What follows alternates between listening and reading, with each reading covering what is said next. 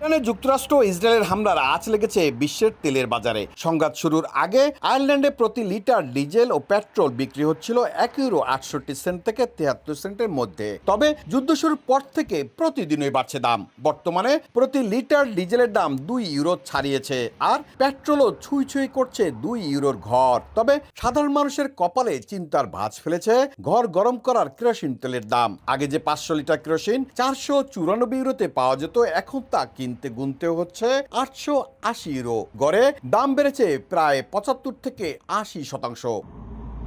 জ্বালানি সরবরাহকারী প্রতিষ্ঠানগুলো বলছে তেলের দাম বাড়ায় পাল্লা দিয়ে বাড়ছে বিদ্যুতের খরচও। বিশ্লেষকদের মতে এই মূল্য বৃদ্ধির কারণে প্রতি পরিবারকে বছরে গড়ে অতিরিক্ত €1000 বেশি খরচ করতে হবে। হাড় কাঁপানো শীতের এই দেশটিতে অন্তত 15 লাখ মানুষ ঘর গরম রাখতে কেরোসিন ব্যবহার করেন। একদিকে যাতায়াত খরচ বৃদ্ধি, অন্যদিকে ঘরের উষ্ণতা ধরে রাখার অতিরিক্ত ব্যয়, সব মিলিয়ে বিপাকে পড়েছেন সাধারণ মানুষ। গ্যাস, তেল এবং হিটিং অয়েলের যে দাম বৃদ্ধি পাইছে, তাতে এখানে জীবনযাপন এমনি এক্সপেন্সিভ, তার সাথে আরও বৃদ্ধি পেলে সাধারণ মানুষের জন্য অসহনীয় হয়ে যাবে জীবনযাপন করা।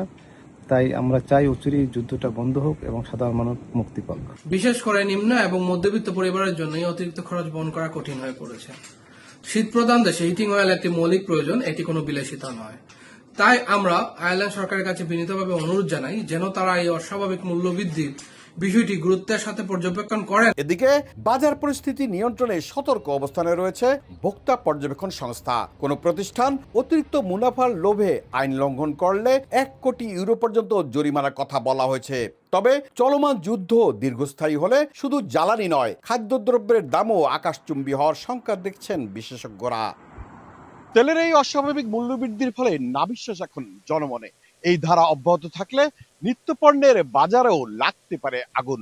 যুদ্ধ বন্ধ না হলে মূল্যবৃদ্ধির এই পাগলা আগুন নিভানো অনেকটাই কষ্ট হয়ে পড়বে। সৈয়দ জুয়েল, সময় সংবাদ, আয়ারল্যান্ড।